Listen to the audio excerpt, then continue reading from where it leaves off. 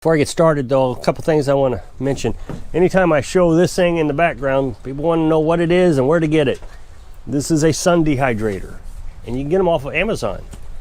Carolyn primarily uses it now to dry out eggshells. She'll wash them after we use them, and then she can grind up the eggshells after they're dried out, give it back to the chickens for calcium. Does it work for meat? We've used it for vegetables. I don't think we've ever put meat in it to dehydrate like beef jerky or anything, but it does dehydrate tomatoes, and I think she even did bananas just as a test thing. We don't have a lot of sun here underneath the trees in the summertime, so we have to take it out in the middle of the field over there. So you got to make sure that it's not covered up by trees, which you're likely to hook it up to a tree because it hangs. Something else that you may not think of, I saw this in a discovery show, a survival show. If you have an old car with windows in it, you can put your beef jerky in the dash of that old car and it will dehydrate in the window also. I guess you could do it in a regular car too if you didn't mind the smell in your new car. So tomorrow we got to take the cat into the vet. I've been dreading this. The cat has been so good for me and Carolyn. She has been a really good animal. She's smart. She has never clawed or bit us. I mean, she'll bite us kind of as an instinct, like she'll be licking your finger like she's trying to clean your hand, and then she'll try to nibble on it. Or she doesn't like where you're petting, so she'll try to readjust your hand. And of course, we don't allow that behavior. But as far as clawing us, she's never scratched. Even when she's upset, when we're putting stuff in her ears or anything, she'll extend her claws and kind of jab into you, but never scratches. Best cat I've ever had. She was a stray, and when we got her, she was trying to get into a bucket of lard. Of course, we cook outside here, so we had a bucket of lard out here. And she was trying to get the lid off, and I was trying to get it away from her. I had a can of food. I gave her the food, and she hasn't left since. Now, that was the official introductory. Prior to that, a couple days prior to that, I was trying to catch a raccoon, and I threw a piece of steak or pork or something in the live trap. And she got in that and got trapped and was meowing. So I let her out, but she came back. She's a really good cat. She learned how to open the door by herself. It's almost like we can understand what she's talking about. She meows. I mean, she's constantly vocal. Her different tones, we have now learned what those tones mean, what she needs, what she wants. But on the other hand, I've never seen a cat come running when you call her. But she'll go out and be playing in the woods, and when it gets dark, I'll say, "Skitty, come on." And through the leaves, comes running in right to the door. She asked to go out, asked to come in. Just an amazing cat. I don't know. I've never had a cat that well trained. I don't know if it's her or if it's because Carolyn and I are always around her and we're always... It's not a high-stress home. Everything's real relaxed, so she doesn't have to be worried and running away all the time. So maybe she's just comfortable and she observes your behaviors. So like when I'm eating... she can hear me. She'll be under the bed. She can hear me eating, and she'll come up and want a piece of egg or steak or something. Of course, she doesn't eat too many eggs anymore. I guess she's gotten tired of those because we fed her a lot of eggs when she first showed up. She didn't want to go in the house when we first met her, but then it got down to freezing one night, and I got up in the morning, and she was out here just shivering, and I brought her in the house. She walked up to the door, started meowing, and wanted out just like she'd always had, and she did that for about 2 seconds, and then she realized, wow, it's warm in here. And so she went underneath the bed, and ever since then she's come into the house. It's starting to warm up now, so she's spending a lot of time outside now again, but at nighttime she comes right back in. So she now knows the house is safe. I guess it's just something nice to have for me and Carolyn. Our kids are grown, so while we're at the vet, we'll be in the town that fills our propane tanks. I got, I think, 7 of them that needs filled. They're all empty now except the ones hooked up to things. So we're running kind of low. Haven't been to that particular town in a while, so it's good that we're going. I'm sure Carolyn's going to want to grocery shop, although the freezer's pretty full. I don't know if there's anything we could buy that we could fit into it. So if she sees a sale, I might be canning. I haven't filled the propane tanks in, like I said, for a while, at least 3 or 4 months. So I feel like that we're really starting to solidify my theory that we are 90% self-sufficient. It wouldn't take very much at all, or if anything, for us to be completely disconnected and needing to buy anything. I would like to have a few more chickens. We had 9 chickens killed by a dog. We had kept those 9 chickens. I think we would not need to go to the grocery store. I think the chickens could provide us with all the food we need. So we'll get those replaced. The farmer down the road, she's going to have them, I think, in April, sometime this spring. So we'll probably just get them from her. And I always find it's best to, if you're going to buy something, try to buy it locally if possible. So like the chickens, she's very competitive with the stores. So why not buy them from her?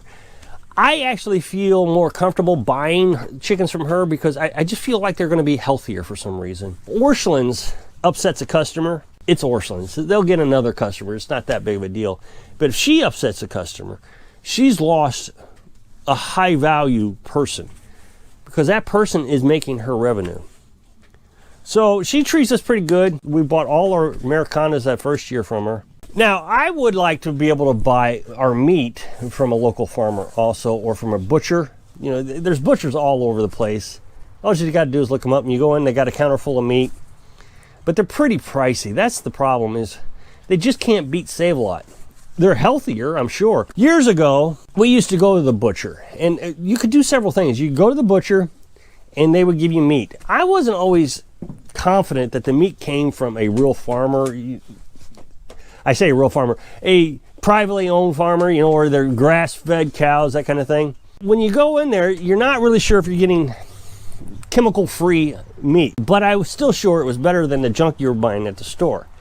Well, then one year, I bought a quarter cow. They had these sales at the butcher all the time. You buy a quarter.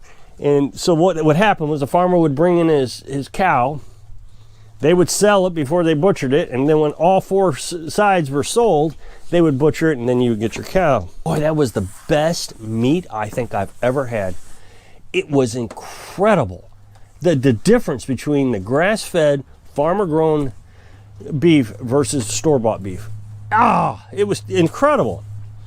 Then the next time we bought a pig. Now, the way we did this is we actually went to the auction, bought a pig, and then there was a guy in town that actually slaughtered the pig. So he went and picked up the pig, and this was all arranged by the butcher. It was pretty neat. And then he took the meat of the pig to the butcher. He butchered it into the cuts that we wanted. Of course, there's a lot of middlemen in that. So the next time I went to the auction, I bought the pig, brought it home, butchered it myself, slaughtered, butchered it. And I was really proud of myself. It's not that difficult. It's like butchering a deer. Of course, a lot of people say, oh, you got to render the lard and all that. We didn't. I just skinned it like I did a deer or whatever, a squirrel. Is it some waste? Yeah, probably, but I was okay with that. And boy, it turned out to be a real cost savings. We made most of it into sausage. So now that we got the freezer, we could actually do that again. The reason we haven't done it yet was because before we got the freezer, we had to can everything. And my concern was it would take, I think I calculated out 3 days to can that much meat. So the pig would have to hang outside, hopefully in a cool enough environment that you could get it butchered, cut up into pieces, and canned in 3 days. It was going to be a lot of work. Pressing time work. If it got dark on you, you were just going to have to work through the dark type of thing. And I didn't want to risk losing that much meat. Something happened, bear come out or raccoon or whatever could get to it. Well, this way, we could do it all in one day. I could get the pig, which I did this in the past. Go and get the pig in the morning, bring it home, butcher it. By noon, the butchering is done, so all you got to do now is cut it up into your cuts, put it in the freezer. The thing is, the last time I did it, like I said, we ground it all up in sausage. So we even had time to do that. Of course, back then I had a child that helped us, so there was a third person, but I think we could do it. But I think this is where we're going to have to go. I think people are going to have to really start thinking about living more self-sustaining. A few years ago during the pandemic, the government gave everybody a check. And then they said, hey, take some time off work. And then they gave people food stamps. And there was a real benefit to staying home and collecting food stamps. I know a lot of people made more money off food stamps than they were making at work, plus the checks they were getting. So people became very dependent on the government. Now they're reducing the food stamps. People are like, man, I don't want to go get a job. We have trained a nation of people not to get work.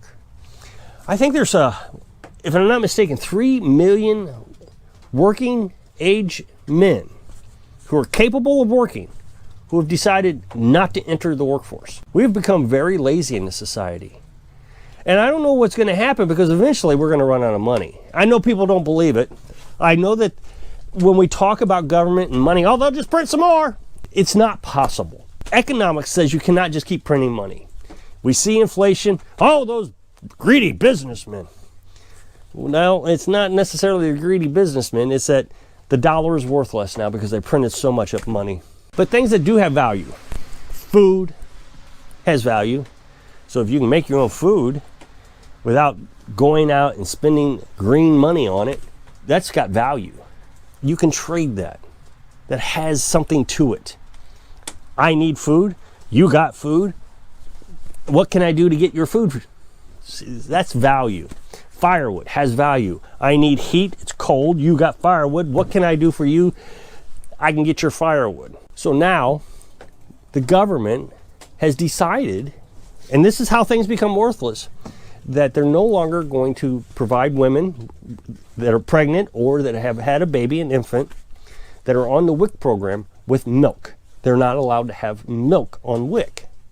So now the government is dictating what your baby can drink. They've decided that your baby has to drink soy milk if you want to be on the WIC program. This is what happens when we become dependent on the government to take care of us. They will decide what you get to eat, what you get to drink, what you get to drive, everything. And so you have to stop being dependent on the government to take care of you. And so when we talk about government, it is now trickled down into manufacturing and companies. Government tells the electric company now, you're going to have to get your power from windmills and solar panels. You can no longer use coal. So now the government is influencing what we can do in our own homes through the utility company. So if you can click this up next box, take you to, so if I can inspire you to be more self-sufficient, so you can just live, not necessarily live your dreams. Thanks for watching.